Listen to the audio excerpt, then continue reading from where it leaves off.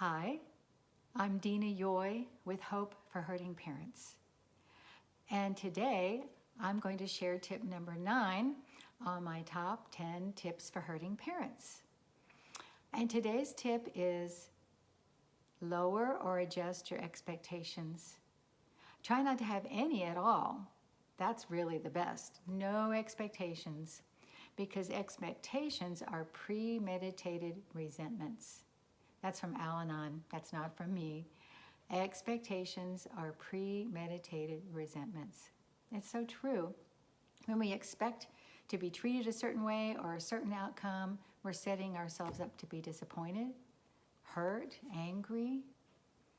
And sometimes we wonder, are there some things that are reasonable to expect, like to be treated with respect, to be shown love?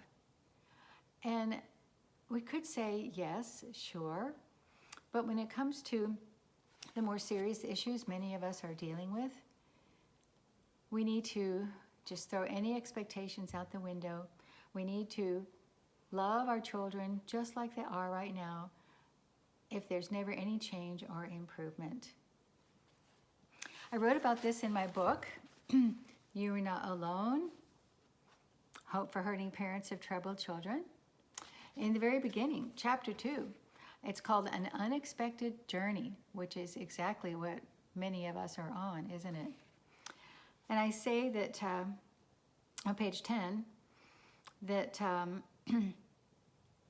we have to accept that our parenting journey with our troubled child is not going to be what we thought that it would. And I said, if I can't, then I'm setting myself up for bigger problems. I had to adjust my expectations of God, myself, my children, my family, and my friends.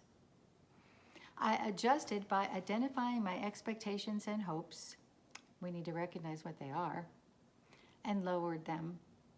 Instead of expecting God to keep bad things from happening to my daughter, I learned to trust Him with what I couldn't understand. This involves a lot of trust. Instead of expecting myself to be the perfect mom, which there is no perfect parent, I accepted that I wasn't, and that was okay. Instead of expecting my children to embrace my beliefs or do what I wanted them, like get a job or stop drinking too much, I accepted that they were free to make their own choices. My goals and values could not be forced on them. Instead of expecting my husband or my friends to satisfy my longings in our relationships and understand my needs, I accepted that no human being can fully do that. They did their best, but we all let each other down sometimes. No one but God is perfect. Only He could satisfy me. And instead of expecting life to be fair, I accepted that sometimes it isn't. That's how things are. But God is still good. And He uses all things to accomplish His purposes. So those are a few of the things that help me lower or even get rid of my expectations. And there's a couple Bible verses that encourage me to do this too. One is from Philippians 4, verse 11.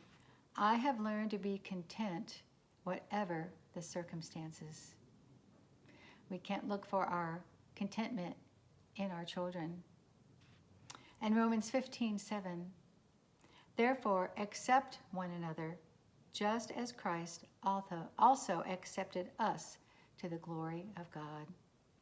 Friends, I hope that you too can let go of your expectations and learn to trust God more with your child, knowing that when you do that, then you can be at peace, you can be content.